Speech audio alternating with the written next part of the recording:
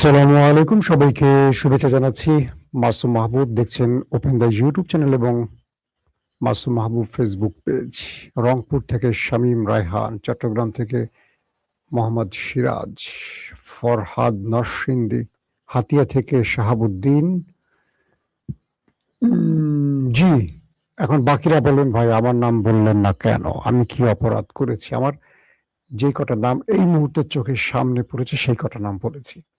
ওকে, Shaon Gazipur, Mizan Oman. এইবার যে আসা শুরু করছে, কাহিনী তো খারাপ। জি, আপনারা শুনতে দেখতে পাচ্ছেন, আমি শুরু করছি লাইভ। আমার কাছে যে খবরগুলো আছে আমি ধারাবাহিক আপনাদের একটা একটা করে দেবার চেষ্টা করছি। একদম ক্লিয়ার সাউন্ড, সব ঠিক আছে? আপনারা আমাকে একটু কমেন্ট করেন কোনো সমস্যা আছে কিনা। Voice sound all clear? জি হাসান ভাই, থ্যাংক ইউ। দর্শক, আজকের সেশনটা খুব দুর্দান্ত হচ্ছে আপনাদের জন্য। কিছু ইন্টারেস্টিং খবর আছে।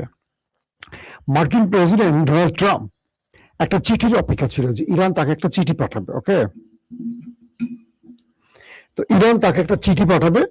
সে বারবারই পাকিস্তানকে বলছে যে ইরানের চিঠিটা আসছে না কেন, আমি তো অপেক্ষায় আছি, একটা চিঠি পাঠাতে বলো ইরানকে। সেই চিঠিটা ইরান পাঠিয়েছে এবং সেই চিঠিতে কি লিখে আছে শুনলে আপনাদের খুব মজা লাগবে। পাশাপাশি আমার থাম্বনেলে দেখেছেন যে মার্কিন সেনা দূরবীন নিয়ে দাঁড়িয়ে আছে। যারা থাম্বনেলটা দেখেছেন তারা হয়তো বুঝতে পারছেন সেই দূরবীন নিয়ে তারা আসলে কি দেখলো। দুটো হলো আজকের ইন্টারেস্টিং দুটো খবর।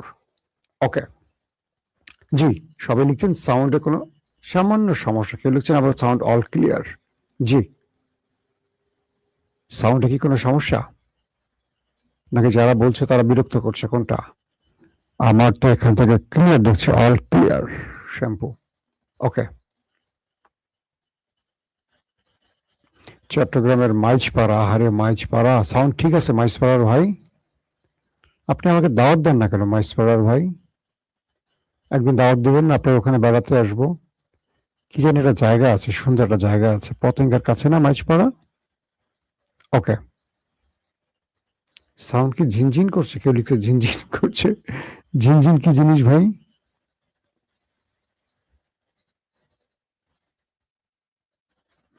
ওকে, সাউন্ড ঠিক আছে বলছেন অনেক। ওকে, যে খবরটা দিয়ে শুরু করতে চাই সেটি হলো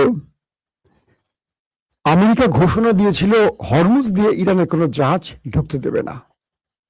ওকে, তো ইরান বলছে তুমি যদি আমার জাহাজে আক্রমণ করো তাহলে আমি তোমার উপর স্ট্রাইক চালাবো। এরপর ইরান তাদের 80 থেকে 90টা জাহাজ কিন্তু পার করেছে, আর দুটোতে ইরান আমেরিকা অ্যাটাক করেছে, দুটো ট্যাঙ্কারে।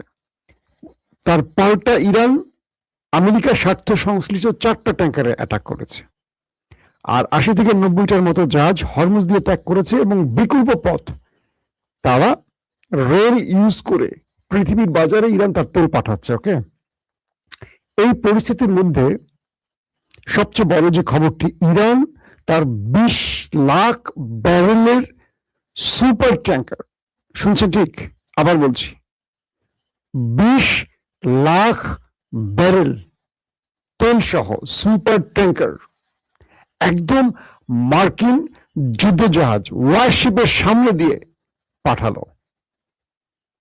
পাশাপাশি হরমুজের নেভি, আকাশে ইরানের এয়ারফোর্স, তারা পুরো বিষয়টি মনিটর করছে। কি করে আমেরিকা? ইরানের সুপার ট্যাঙ্কার যেটার মধ্যে 20 লাখ ব্যারেল, এই তেলটা কি আমেরিকা লুট করবে, আটক করবে, নাকি জাহাজটাতে আক্রমণ করবে? একদিকে ইরানের নেভি ওয়েট করছে, একদিকে এয়ারফোর্স ওয়েট করছে, আর জাহাজটি মার্কিন যুদ্ধজাহাজ ওয়ারশিপের সামনে দিয়ে যাচ্ছে। এই পরিস্থিতির মধ্যে একটি ছবি মার্কেটে এসছে, বড় বড় গণমাধ্যমে এসছে, যে আমেরিকার সেনারা দূরবীন নিয়ে তার জাহাজ থেকে দেখছে যে ইরানের জাহাজ চলে যাচ্ছে তাদের চোখের সামনে দিয়ে। এই দৃশ্যটি পৃথিবীকে প্রমাণ করেছে যে ইরানের ভয়ে আমেরিকা কতটা নতজানু হয়ে গেছে, যে তারা দেখছে কিন্তু ওই জাহাজকে টোকা দেওয়ার সাহস করেনি। নেপথ্যের আসলে কারণটা কি ঘটেছে?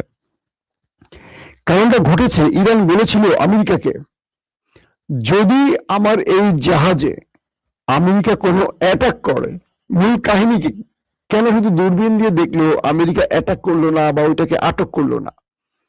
এই জাহাজটি পরিচালনার আগে ইরান মার্কিন যুক্তরাষ্ট্রকে বলে দিয়েছে, আমার এই তেলের ট্যাঙ্কারে যদি আমেরিকা কোনো প্রকার অ্যাটাক করে তাহলে যুদ্ধ শুরু। কারণ তোমার যে ওয়ারশিপ সাগরে আছে সেটাকে ডোবানোর জন্য আকাশে আমার ড্রোন বসে আছে।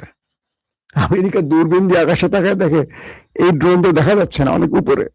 অর্থাৎ ইরান বলে দিয়েছে, তোমার ওয়ারশিপের উপর আমার ড্রোন দাঁড়িয়ে আছে, তুমি যখনই আমার জাহাজকে টার্গেট করবে ওই ড্রোন থেকে মিসাইল পড়বে তোমার ওয়ারশিপে, তোমার সব সেনারা সোলাররা পানির নিচে চলে যাবে এবং ইরান থেকে একের পর এক মিসাইল আসা শুরু করবে তোমাদের টার্গেট করে।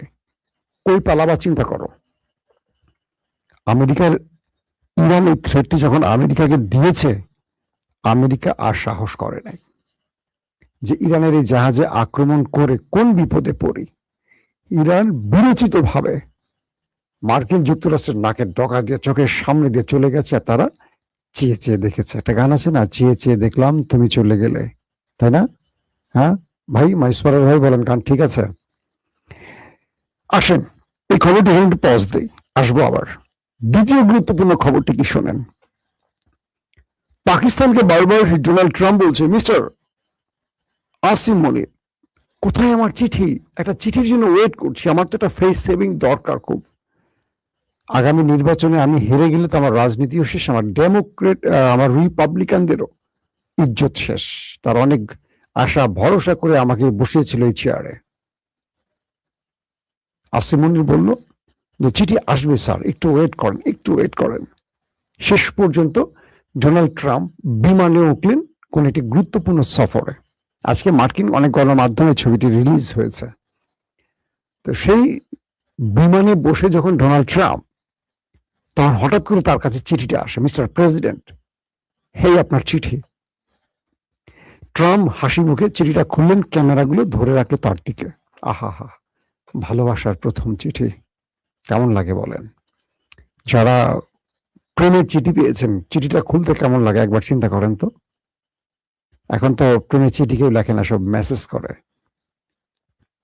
ডোনাল্ড ট্রাম্পের ক্যামেরাগুলো তার দিকে তাকিয়ে আছে, তিনি চিঠিটা খুললেন, খুলে তিনি পড়তে শুরু করলেন, আর তার চুলগুলো উপর দিকে সজরের মতো খাড়া হওয়া শুরু করলো। ট্রাম্পকে ইরান শর্ত দিল, নাম্বার 1, যে তুমি হরমুজে তোমার যে নেভাল ব্লকেট এটি বন্ধ করে তুমি পালাও, তুমি নেভাল ব্লকেট খুলে দিবা, এখন এখানে তুমি আর থাকতে পারবে না, তুমি এখান থেকে চলে যাও, নতুবা আমি অ্যাটাক করব। 2 নম্বর শর্ত কি দিল, যে আমার রাষ্ট্রে যে হামলাগুলো হয়েছে, তুমি যে রাষ্ট্রগুলোকে ব্যবহার করে হামলা করছো, আরবের যে দেশগুলোকে, পুরো ক্ষতিপূরণ আমাকে দিতে হবে, তুমিও দিবা, তোমার সেই মিত্র আরবরা মিলে দেবে। 200-300 বিলিয়ন মার্কিন ডলার যে ক্ষতি করছো আমার দেশে হামলা করে, পুরো দায়ের ভার তোমাদের, এবং তোমরা সেই ক্ষতিপূরণ দিবা, নতুবা আরবের কোন তেল হরমুজ প্রণালী দিয়ে আসা যাওয়া করতে পারবে না। মানে আরবের তেল বাণিজ্য কেটে দিবে, যদি এখান দিয়ে যেতে হয় আমাকে ক্ষতিপূরণ দিয়ে যেতে হবে। নাম্বার 3, ইসরায়েল নামক দেশটিকে লাইফ টাইম নিষিদ্ধ করা হলো হরমুজে। যতদিন ইরান নামক দেশ বেঁচে থাকবে, এখান দিয়ে ইসরায়েল নামক দেশ কখনো তেল নিয়ে আসা যাওয়া করতে পারবে না।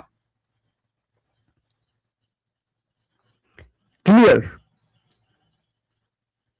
ওকে, লিখছি মাসুম ভাই, আপনার লাইভের অপেক্ষা ছিলাম, হালিশহর মাঝপাড়া থেকে বেলায়। ও আচ্ছা, দাওয়াত দেন না, শুধু লাইভ দেখতেছেন, ঠিক আছে।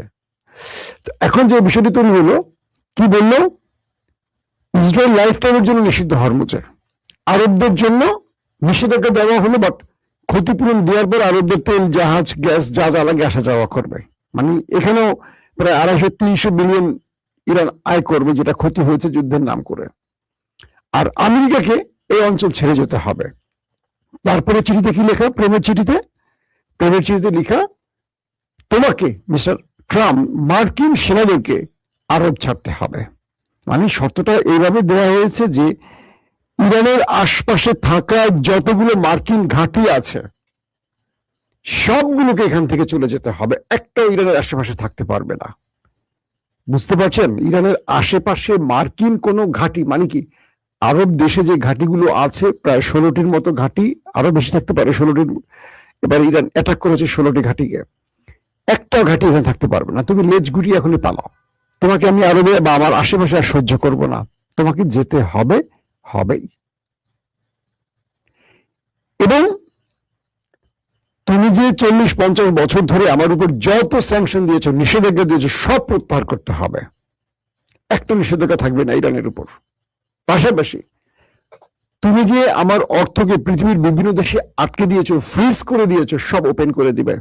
শুধু ওপেন করবে না, যত বছর এই টাকাগুলো জমে আছে ওখানে তার পুরো আসলে আমাকে লাভ ফেরত দিতে হবে। আমার টাকা আটকে রাখার জন্য তার ক্ষতিপূরণ তোমাকে আমাকে অবশ্যই দিতে হবে। আমি কি আর শর্তগুলো বলবো? এই শর্তগুলো পড়ার পর ট্রাম্প আছে, ট্রাম্পের পাশার তলে বিমানের সিট আছে না, সে উপরে চলে গেছে বিনা টিকেটে। বুঝতে পারতেছেন? মানে এমন শর্ত ইরান আমেরিকা ট্রাম্পকে দিবে, ট্রাম্প কল্পনাই করেনি। তার প্রথম ভালোবাসার চিঠি খুলে তিনি দেখলেন যে তাকে ইরান মোটামুটি একটা ফ্লোরে শোয়ে দিয়ে যত পাওয়ার আছে স্ত্রীদের ডলতেছে, এখন স্ত্রী করতেছে সমান করার জন্য। এই চিঠি পড়ে মোটামুটি তার মাথা নষ্ট হয়ে গেছে। ট্রাম্প সাহেব কি করবেন বুঝতে পারছেন না।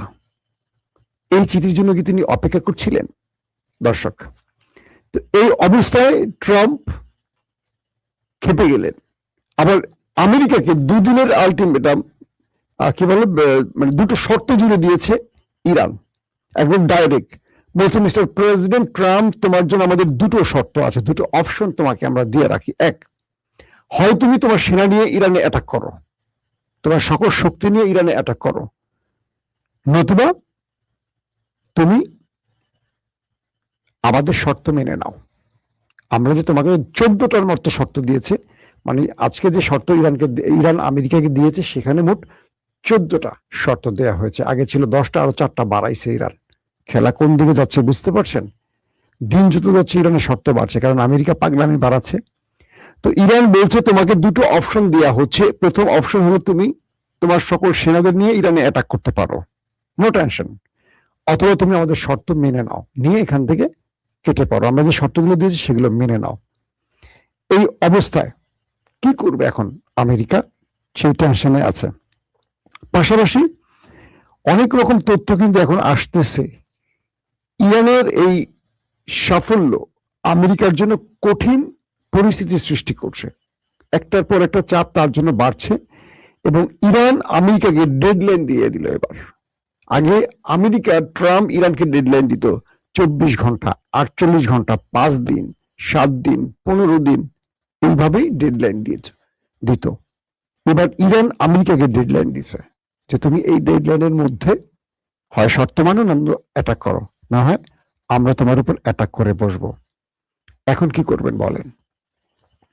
এখন আমেরিকা আপাতত ইরানের কাছে নত হওয়া ছাড়া আর কোনো পথ দেখেন, অথবা যুদ্ধ শুরু করা। আমি আপনাদের কাছে দিনের প্রথম খবরে বলছি, মার্কিন যুক্তরাষ্ট্রের যিনি সেন্টকমের যিনি কমান্ডার, তিনি এখন আরবের অপেক্ষায় আছেন, মানে আরব সফরে আছেন। এবং বলা হচ্ছে যে অ্যাডমিরাল বেট কুপার, সেন্টকমের যিনি কমান্ডার অ্যাডমিরাল বেট কুপার, তিনি এই যুদ্ধের মূল পরিকল্পক। আপনারা জানেন যে 26 ফেব্রুয়ারি ট্রাম্পকে তিনি তার পরিকল্পনা পেশ করার পর দুদিন পর 28 ফেব্রুয়ারি ইরানের উপর আক্রমণ হয়, এবং এই বেট কুপার তার পুরো পরিকল্পনা ইসরায়েলের যিনি চিফ অফ স্টাফ তাকেও পেশ করেছেন। এরপর তিনি আরবে সফরে গেছেন, কারণ এই যুদ্ধটা আরব থেকে নিয়ন্ত্রণ করা হবে, এবং আরবে আমেরিকা হিউজ পরিমাণ সামরিক অস্ত্রগুলো মোতায়েন করছে। ইরান আরবকে উদ্দেশ্য করে বলছে যে এবার তোমার কোনো রক্ষা নাই, যদি তোমার ভূমি ব্যবহার করে আমেরিকা আমার উপর কোনো আক্রমণ করে, তাহলে তোমাকে এটার 4 গুণ মাসুল দিতে হবে। তোমাদের প্রাসাদের একটা ইট আমি রাখবো না এবার। এতদিন আমরা মার্কিন স্বার্থ সংশ্লিষ্ট জায়গাগুলো টার্গেট করেছি, এবার আরবের রাজা বাদশাদের কোনো প্রাসাদের ইট আমরা রাখবো না, তোমাদের থার্ড প্যাট্রিয়ট পেছন দিয়ে ঢুকিয়ে দেব। যেগুলো দিয়ে তোমরা মনে করছো নিজেকে রক্ষা করবা, সেই থার্ড প্যাট্রিয়ট বা আয়রন ডোম যেগুলো বসিয়েছো ওগুলো পেছন দিয়ে ঢুকিয়ে দিব। ইরান একদম সরাসরি বলছে আরবকে। পাশাপাশি তারা স্পষ্ট করে বলে দিয়েছে যে যদি বন্ধুত্ব চায় তাহলে ভাই হিসেবে বুকে জড়াবে ইরান, আর যদি শত্রুতা দেখতে চায় তাহলে আরবকে এবার প্রস্তুতি নিয়ে মাঠে থাকতে হবে।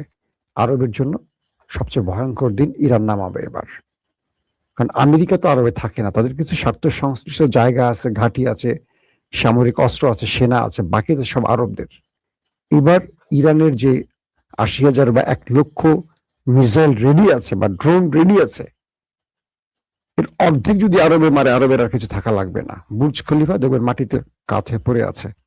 তো এই বিষয়গুলো একটার পর একটা আসছে। তো এখন আরবের ভেতর থেকে যুদ্ধের পরিকল্পনা তৈরি হচ্ছে। ট্রাম্প এখন যুদ্ধের দিকে হাঁটবে নাকি ইরানের ১৪টা শর্ত মানবে, সেটা নিয়ে এখন মূল আলোচনা চলছে। দর্শক, আমি এই সময় আর সংবাদটা বাড়াবো না, আমার কাছে আরো অনেকগুলো গুরুত্বপূর্ণ খবর ছিল, আজকে দিতে চাচ্ছি না, কারণ আপনারা চান একটু সংক্ষিপ্ত খবর, একটু বড় করলে আপনাদের অনেকের নাকি বিরক্ত হন। তাই শেষ করছি আপাতত। আগামীকাল সকাল 10টা থেকে 11টার মধ্যে আমি আপনাদেরকে আরো কিছু গুরুত্বপূর্ণ খবর দেওয়ার চেষ্টা করব। এখনকার মতো বিদায় নেই, প্রত্যেকে ভালো থাকবেন। আল্লাহ হাফেজ। সোহেল রানা বগুড়া যমুনা নদীর পাড়ে বসে খবর দেখছেন, বাহ সুন্দর লোকেশন। ওকে, আল্লাহ হাফিজ ভাই, সবাই ভালো থাকবেন।